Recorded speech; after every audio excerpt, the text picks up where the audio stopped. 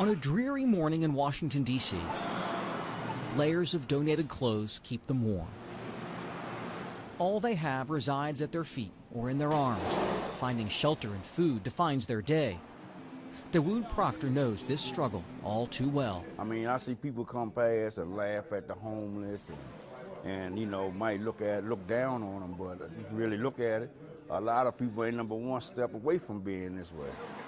Franklin Square is one of many places in the nation's capital inhabited by those without a home. And it sits just 2 blocks from 2 very different houses. To the west, the White House. To the east, Mayor Kebab House. This is Sunday morning. Owner Kazi Manan was in early on this particular day. With every dish, magic is that how much you have to stir it. He and his staff are preparing a special feast for customers at his Pakistani Indian restaurant. Potato, cauliflower, chicken, naan bread, chickpeas, and vegetable biryani. But these dishes are destined for an audience that's rarely welcome in elegant eateries. I knew about this place being here and passed it through my everyday travels. For the past few months, Manan has opened his restaurant to the homeless. Oh, we are blessed. Look, blessings are here. They're waiting for us to serve them. Isn't it amazing? Sometimes it comes in 15, 20. Sometimes they come like nobody. We are waiting. God, please send somebody, right? Nearly 20 people on this day. Rainy, cold, and wet. Oh, came in from the elements for lunch. What you guys like to drink, tea or coffee? They're treated like any other guest. Tea, okay. What about you? Except for one key difference. Coffee. You, brother? They eat for free. Anytime, any day.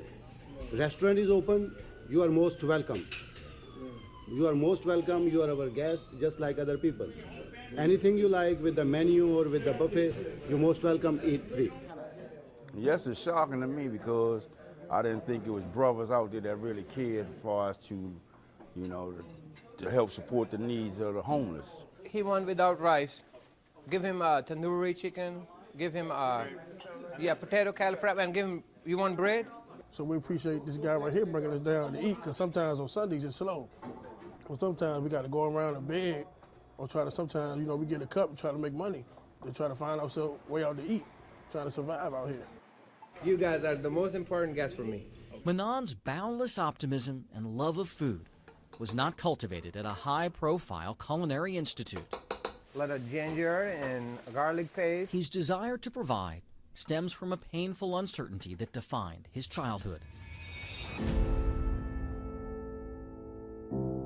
Kazi Manan grew up on a farm in a small village in Pakistan. He had 9 siblings. We didn't have any electricity. We didn't have any running water. And the school, well, believe me or not, was under the tree.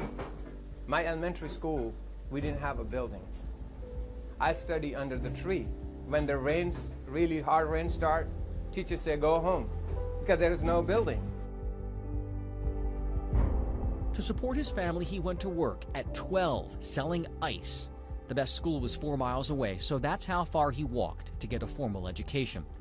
In 1996, at the age of 25, Manan says his visa was miraculously approved, so he borrowed money from a cousin for a plane ticket to America. He started as a cashier, earning $3 an hour at this gas station in one of the district's toughest neighborhoods. When I arrive in America, I have $3, just $3. And I started my life basically with nothing. Hard work would alter the arc of his life.